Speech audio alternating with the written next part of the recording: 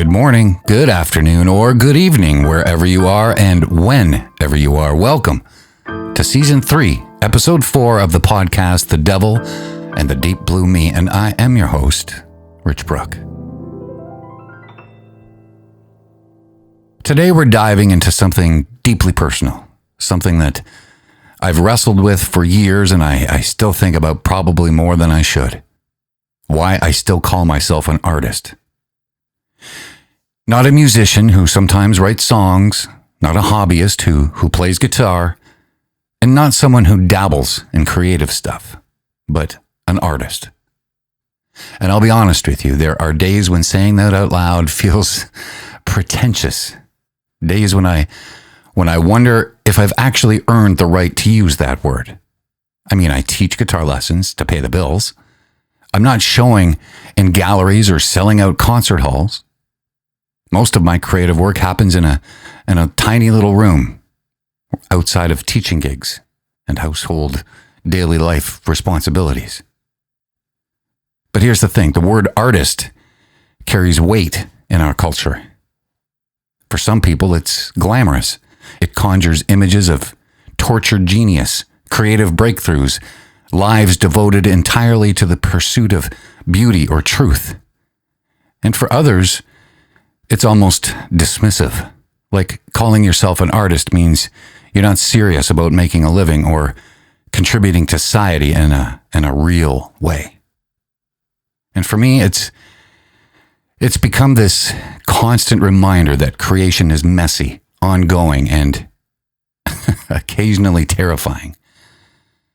It's a world that forces me to take my creative impulses seriously, especially when I'm not sure that they're worth taking seriously. So why do I still use it? Why do I still introduce myself as an artist when someone asks what I do, even knowing it might invite judgment or confusion? Why do I still claim the identity after decades of work that hasn't led to traditional markers or artistic success? And that's what we're going to explore today. Not just why I call myself an artist, but what that label means when it's stripped of all the cultural baggage. When it's just about the relationship between you and your need to create something that didn't exist before. It's funny how much power there is in claiming an identity, especially when as loaded as artist. I've been thinking about this a lot lately because I've been watching some of my guitar students, adult learners mostly, that struggle with similar questions about what they're allowed to call themselves. I have this one student, and she's been playing for about 2 years, and she's gotten really good. She writes her own songs and plays at open mics occasionally, but the other day she said something. She said, I'm not a real musician or anything. I'm just someone who plays guitar sometimes. Just someone who plays guitar sometimes. This is a person who practices daily, who's written a dozen original songs, who's performed in front of strangers, who thinks about music theory in her spare time. But she won't claim the identity because, why? Because she's not famous? Because she has a day job? Because she started later on in life? I think we get these messages from culture about what you have to achieve before you're allowed to claim certain identities. You're not a writer until you're published. You're not an artist until you're showing. You're not a musician until you can quit your day job. I've internalized those messages as well. Even now, even after years of writing songs and recording music and playing shows, there's still this little voice in my head that says, "Who the hell are you kidding? You're just a guy with a guitar and some opinions about chord progressions." But then I have moments, usually when I'm deep in the process of creating something, where I realize that voice isn't protecting me from delusion. It's protecting me from possibility. It keeps me small, keeping me from fully committing to the creative work that wants to emerge through me. Because here's what I have figured out. Calling yourself an artist isn't about earning extra validation. It's about giving yourself permission to take your creative impulses seriously. Permission to spend time and energy on work that might not pay the bills. Permission to believe that what you're making matters even if no one else ever hears it. And that is terrifying. Because if you claim the identity, if you say, I am an artist, then you're responsible for living up to it. You're responsible for showing up to your creative work consistently. You're responsible for taking risks and for sharing your work and for continuing to grow and challenge yourself. But I have realized that the alternative is even more terrifying. Spending your whole life as someone who used to write songs or who always meant to take their creative work more seriously. The fear of claiming the identity is nothing compared to the regret of never claiming it. So somewhere along the way, and I can't pinpoint exactly when, I stopped asking whether I deserved to call myself an artist and started asking what kind of artist I wanted to be. Not famous or unknown, not successful or struggling, but present or absent, consistent or sporadic, honest or safe. And that's what I want to talk about today. How calling yourself an artist becomes this daily choice to show up for your creative work, to treat it as essential rather than optional, and to believe that the act of creation itself is valuable regardless of what happens to the things you create. So let's start with the most obvious question. What does it actually mean to be an artist? Because I think a lot of our struggle with claiming creative identities comes from accepting other people's definitions instead of figuring out what the word means to us personally. The cultural definition of artist is usually tied to external markers, gallery shows, record deals, published work, critical recognition, the ability to make a living from your art. And yeah, absolutely, those things are great when they happen, but they're outcomes, not definitions. They are results of artistic work, not requirements for artistic identity. For me, being an artist it's come to mean something much more simple and much more demanding. It means being someone who shows up consistently to the work of creating, regardless of whether that work will ever be heard, seen, appreciated, or compensated. It means staying curious about what's possible, what wants to emerge, what I can discover through the process of making something that didn't ever exist before. Every song I write, every experiment with a new tuning, every time I sit down with my guitar and just see what happens, that's artistic work, regardless of whether it leads to anything that I'd ever want to share with anybody. But there is more to it than just showing up. Being an artist, for me, it's about honesty. Not brutal self-revelation in your work, although, of course, sometimes that happens, but honesty about what you're actually feeling or thinking or experiencing in the moment of creation. It's about resisting the temptation to make what you think you should make and instead making what wants to emerge through you.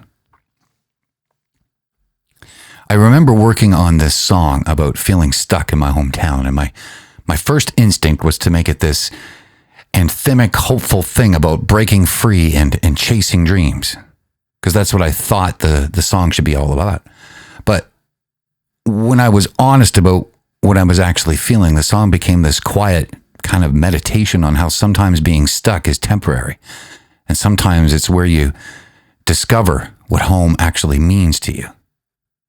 The dishonest version might have been more commercially appealing, more broadly relatable, but the honest version taught me something about myself and my relationship to place that I couldn't have learned any other way. And that, to me, is what artistic work does. It reveals things that you didn't know you knew.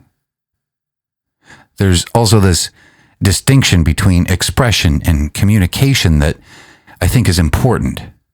Communication is about getting a message across to someone else, and expression is about giving form to something that needs to exist, regardless of whether anyone else even understands it. Both are valid artistic impulses, but I think expression has to come first. You have to be willing to make things that are primarily for you, that serve your need to create, before you can make things that serve other people's need to receive. And here's the thing about claiming the artist identity. It gives you permission to prioritize expression over communication when you need to. It gives you permission to make this weird stuff, personal stuff that doesn't fit into obvious categories.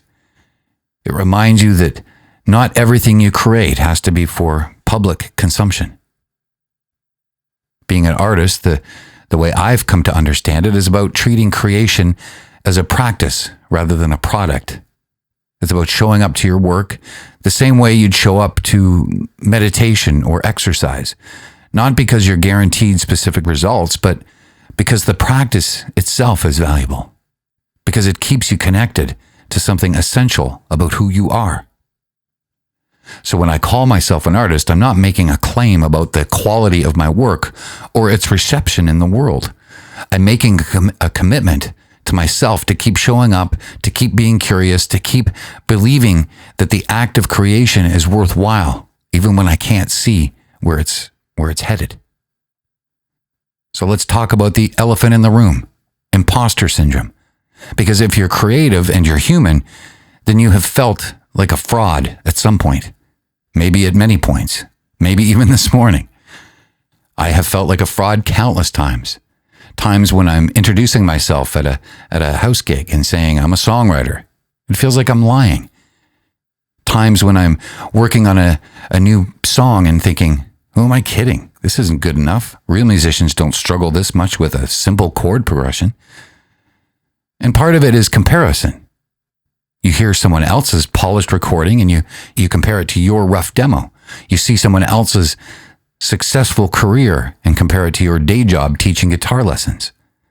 You read about someone else's creative process and it sounds so much more sophisticated, more intentional, more artistic than your own fumbling around.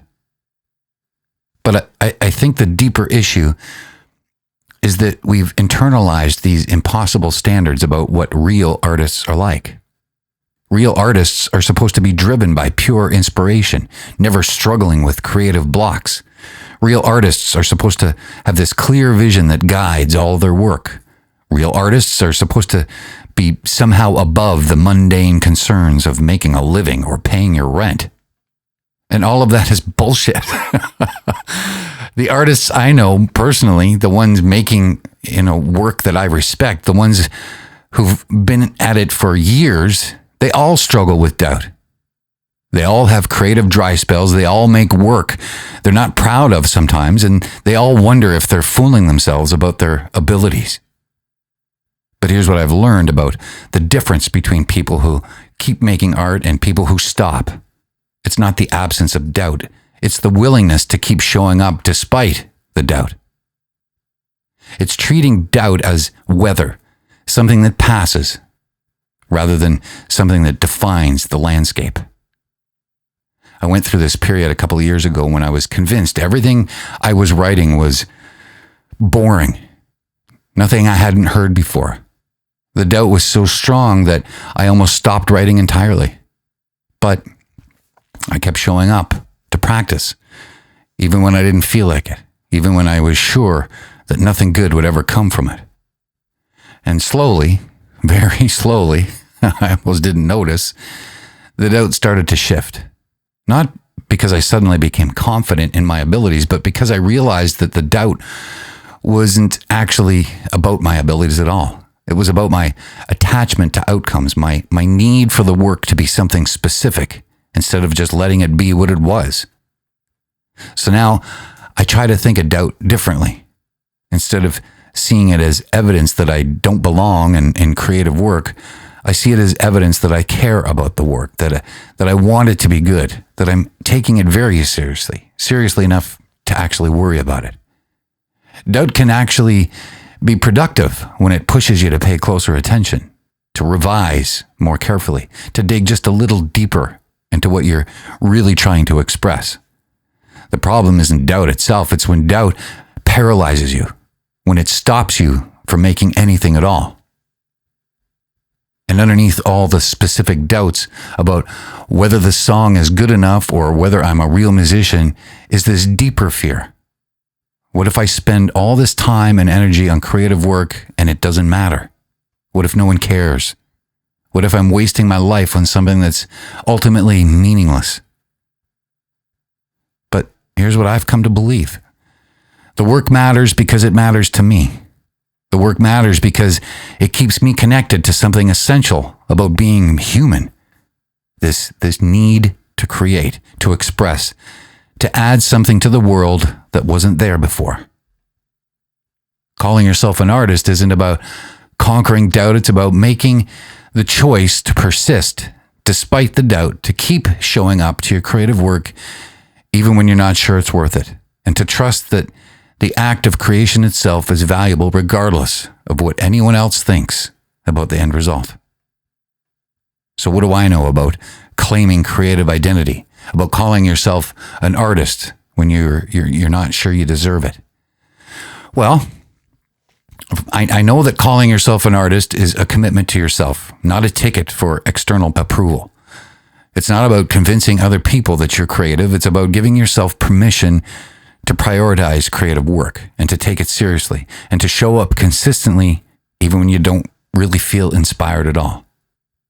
And that consistency piece is huge, because being an artist isn't about having frequent bursts of inspiration where you create amazing work. It's about showing up to your creative practice regularly and doing the boring work of developing your craft and staying engaged with your medium even when nothing else exciting is happening or coming from it. Like, I have this daily practice now where I spend at least 20 minutes with my guitar every day, even if it's just noodling around, even if I don't write anything, even if I'm just maintaining basic technique. And most days, nothing remarkable happens, but those 20 minutes keeps me connected to the instrument, keeps my hands familiar with the strings, and keeps my ears tuned to different possibilities. And over time, that consistency compounds. The random noodling sometimes turns into a riff, and the riff sometimes turns into a song, and the song sometimes turns into something that, I'm proud of. But none of that happens if I'm only picking up a guitar when I feel specifically inspired to do so. So what I know now is that artistic integrity matters more than artistic inspiration. Integrity means being honest about what you're actually experiencing, what you're actually trying to express, and what the work is actually asking for rather than what you think it should be asking for. It also means giving yourself permission to make imperfect work and to share things that aren't fully formed, to treat your creative output as an ongoing conversation rather than a series of perfect little statements. I've started sharing some works in progress, more rough demos, more experiments that might not go anywhere. Not because I think they're great, but because I've realized that perfectionism is the enemy of creative development. You learn more from sharing 10 imperfect things than from perfecting one thing completely in isolation. And here's something that took me way too long to figure out. You don't need anyone's permission to call yourself an artist. You don't need to wait until you reach some level of skill or recognition. You don't need to prove yourself to anyone before you can take your creative work seriously. The validation has to come from your relationship with the work itself. Do you show up consistently? Are you honest in your creative expression? Are you willing to take risks, to fail, to keep experimenting? Are you treating your creative impulses as worthy of your time and your attention? Because ultimately, calling yourself an artist is a practical commitment. It means structuring your life in a way that supports creative work. It means saying no to some things so that you can say yes to your art. It means investing in your craft even when you can't see any immediate returns. But it's also a psychological tool. When you claim the artist identity, you give yourself a framework for understanding your relationship to creative work. Instead of thinking, I play guitar sometimes when I have free time, you start thinking, I'm a musician and musicians practice regularly, develop their craft, and take their work seriously. And yes, there's responsibility that comes with that. If you call yourself an artist, you're responsible for acting like one, for showing up to your work, for continuing to grow, and for being honest about what you're trying to express. But there's also tremendous freedom in it. Freedom from needing external validation before you can take yourself seriously. Freedom from waiting until you're good enough to prioritize creative work. Freedom from treating your artistic impulses as hobbies rather than essential parts of who you are. And what I know now is that being an artist isn't about what you've achieved, it's about what you're committed to. And if you're committed to showing up consistently to creative work, to being honest in your expression, to continuing to grow and experiment and take risks, then you are an artist, regardless of what anyone else thinks about it. Let me tell you about a time when I almost talked myself out of calling myself an artist and what brought me back to it. Years ago, during what I now think of as my creative crisis period, I'd been working on a collection of songs for months, maybe 8 or 9 pieces that I thought were going to be my next big creative statement. I had this vision of them as a cohesive album, something that would really show what I was capable of as a writer. But the more I worked on them, the more dissatisfied I became. They felt safe, predictable, like I was trying to write what I thought people wanted to hear rather than what I actually needed to express. The melodies were pleasant but forgettable, and the lyrics were competent, but they didn't really say anything that I hadn't heard before. So I did something that felt drastic at the time. I scrapped the entire project. 9 songs, months of work, just abandoned. I convinced myself they weren't worthy of being called art, that working on them was just a waste of time, that maybe I just wasn't cut out for this whole songwriting thing after all. So for a few months after that, I barely wrote anything. I still played guitar daily. That practice was too ingrained to abandon, but I stopped thinking of myself as someone who actively created new work. I went back to thinking of myself as just someone who played guitar sometimes and who taught lessons and who used to write songs.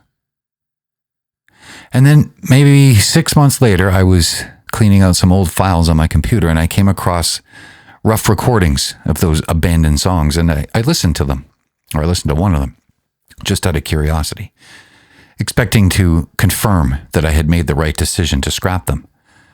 But something kind of weird happened. The song sounded actually pretty good. Not perfect, not revolutionary, but honest and raw and more authentic than anything I had been trying to write since. There was this vulnerability in it that I hadn't noticed when I was so focused on making it into something worthy. And that's when I realized what had happened. I hadn't scrapped those songs because they were bad. I'd scrapped them because they weren't the songs I thought I was supposed to write. They were too personal, too specific to my experience, too messy to fit into whatever category I was trying to write for. But that messiness, that specific, that personal quality, that was exactly what made them interesting. They weren't trying to be universal anthems or radio-friendly hits. They were just honest expressions of what I was experiencing in that particular moment in my life. So I went back to the songs, not to fix or polish them into something more acceptable, but to remember what it felt like to write them from that place of honest expression rather than strategic calculation. And that reconnected me to why I started writing songs in the very first place. Not to achieve something, but to give form to internal experiences that needed external expression. And that's when I realized that calling myself an artist isn't about the quality of what I produce. It's about the commitment to the process of honest creation. Even when that process leads to work I'm not sure about. Work that doesn't fit into any obvious category. Work that might never be heard by anybody else. So now when I finish something, I try to sit with it for a while before judging whether it's worthy. Because I've learned that my immediate assessment of my own work is often colored by expectations that have nothing to do with what the work is actually trying to be.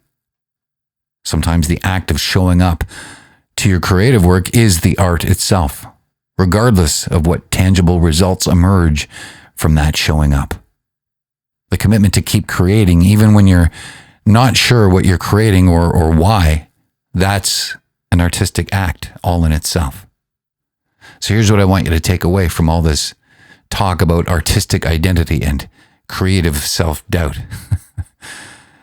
If you're hesitating to call yourself an artist, a writer, a musician, or any other creative identity, just give yourself permission. These labels aren't earned through external validation or arbitrary achievement levels. They're claimed through commitment to the work itself. Calling yourself an artist is about committing to show up consistently into the creative work and to be honest in your expression, to treat your creative impulses as worthy of your time and your attention. It's not about being good enough or successful enough. It's all about being present enough. And you don't need anyone else's permission to take your creative work seriously. You don't need to wait until you've reached some imaginary level of competence or recognition. If you're consistently showing up to the work, if you're being honest about what you're trying to express, if you're willing to take risks and learn from failures, then you're an artist. And claiming that identity has practical benefits. It gives you a framework for prioritizing creative work, for saying no to things that don't serve your artistic development, and for investing time and energy in your craft, even when you can't see any sort of immediate returns. Yes, there's responsibility that comes with it. The responsibility to keep showing up, to keep growing, to keep honest in your work, but there's also tremendous freedom from needing external validation before you can take yourself seriously. Freedom from treating your creative impulses as optional rather than essential. And if you're afraid to claim a creative identity because you might not live up to it, remember that the alternative, not claiming it, guarantees you won't live up to it. The fear of calling yourself an artist is nothing compared to the regret of never giving yourself permission to be one. Here's the thing. Nobody else is going to give you permission to be an artist. Nobody else is going to validate your creative work in the way that you need to be validated. That permission, that validation, it has to come from your relationship with the work itself, from your commitment to showing up consistently, regardless of any outcomes. So if you are making things, if you are expressing something that needs to be expressed, if you're showing up to creative work and honesty and consistency, then you, my friend, are an artist. So call yourself one. Act like one. Structure your life like one. The world needs what you're making, even if you're not sure what you're making yet. Okay, and now time for this week's EnRICHment segment, where we explore some facts that maybe, just maybe, might shift your perspective on creativity and artistic identity. Did you know that bees do a waggle dance to communicate the location of good nectar sources to other bees in the hive? The direction, duration, and intensity of the dance convey precise information about the distance and the direction. And the interesting part, sometimes bees will dance even when they haven't found nectar, seemingly just for the joy of movement and expression. And isn't there something wonderful about that? Even in nature, the impulse to create, to move, to express seems to exist beyond pure utility. Maybe the drive to make something, whether it's a dance or a song or a painting, doesn't always need to justify itself with practical outcomes. And here's another one. Neurologists have discovered that when people create art, whether they're drawing, writing, or playing music, their brains enter what's called a flow state, where self-criticism quiets down and focus intensifies. But this only happens when people give themselves permission to create without judgment. And that fascinates me because it suggests that the permission to call yourself an artist isn't just psychological comfort. It might actually be neurologically necessary for your best creative work to emerge. When you stop questioning whether you deserve to be making art, your brain can focus on actually making the art. And finally, studies of lifelong creativity show that people who maintain artistic practices into old age, whether professionally or as amateurs, consistently report higher life satisfaction and cognitive flexibility than those who abandon creative work. The key factor wasn't talent or success, but simply continuing to engage with creative expression. So in other words, the act of making art is valuable, regardless of whether the art itself is valuable to anybody else.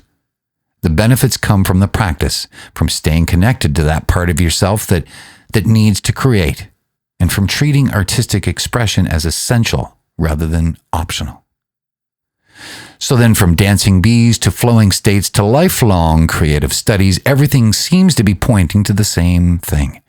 The impulse to create is fundamental to who we are as conscious beings. So maybe the question isn't whether you deserve to call yourself an artist, but rather, can you afford not to? So, before we go, I'm going to give you my quick weekly musical update because it seems to just connect again. I'm working on this piece I'm calling Analog Heart, which is probably too literal a title, but sometimes you just go with, whatever the song seems to be leaning towards at that time. But anyway, it's this experiment with blending acoustic finger picking with some subtle electronic elements, trying to find that sweet spot where organic and digital kind of feel like they're having a conversation rather than competing. And what's interesting is that 6 months ago, I probably would have talked myself out of this direction altogether. Electronic elements aren't really your thing. Stay in your lane, but claiming the artist identity more fully has given me permission to follow my curiosity wherever it might lead, even into some sort of unfamiliar territory. And yeah, the guitar parts feel like home. That's where my hands know what they're doing. But adding that extra electronic layer has been this beautiful process of controlled stumbling. I'm learning new software and experimenting with sounds that I've never really worked with before, and just trying to trust my ears even when I don't understand the technical aspects of what I'm actually doing. And that's exactly what I've been talking about. How calling yourself an artist gives you permission to experiment, to fail, to follow creative impulses even when you're not sure where they're going. If I was just someone who played guitar sometimes, I might not feel justified in spending hours learning new techniques that might not lead anywhere. If you would like to follow along with any of my experiments or my songs that are completely finished, my links are here on YouTube, to Spotify and Apple Music and any other place that you might feel the need to stream. And if you're currently listening to me on YouTube, please subscribe to catch these little behind the scenes glimpses or anything I do in my world of music. The beautiful thing about accepting yourself as an artist is that it gives you permission to be curious about your own capabilities, to discover what you might be able to create if you stop limiting yourself to what you already know how to do well. So that's episode 4, a dive into why I call myself an artist and why you might want to consider claiming whatever creative identity you've been kind of hesitating to embrace. Recording this episode, I'm well aware of how much courage it still takes to say I am an artist out loud, even after years of making music and developing my craft. But there's still part of me that wants to add qualifiers, to hedge, to make it clear that I'm not claiming to be some kind of genius or anything. But that's exactly the point. Claiming a creative identity isn't a one-time declaration. It's a daily choice to show up to your work and to take it seriously, and to believe in what you're making matters even if you can't see concrete evidence that it does. And what I would like to hear from you this week is, what creative identity have you been hesitating to claim? Are you a writer, a musician, an artist, a poet, a dancer, whatever it is? What's stopping you from saying it out loud? Send me a message, leave me a comment, or just practice saying it in the mirror. But I do like to collect these little stories because here's what I've learned. Nobody else is going to give you permission to be creative. Nobody else is going to validate your artistic impulses in the way that you need them to be validated. That permission has to come from you. And it starts with being willing to claim the identity that matches your commitment to the work. So if you're making things, writing, drawing, singing, dancing, cooking, gardening, whatever from your creative takes, you are already an artist. The question isn't Whether you deserve the title, the question is whether you're willing to claim it and all the responsibility and the freedom that comes with it. So, claim your creative identity, structure your life to support it, and keep showing up to the work that wants to emerge through you. Because you know what? The world needs whatever it is you're making, even when you're not entirely sure yourself what it is you're making yet. And while you're creating all of those beautiful, imperfect things, until we speak again, please have yourself a safe and happy week.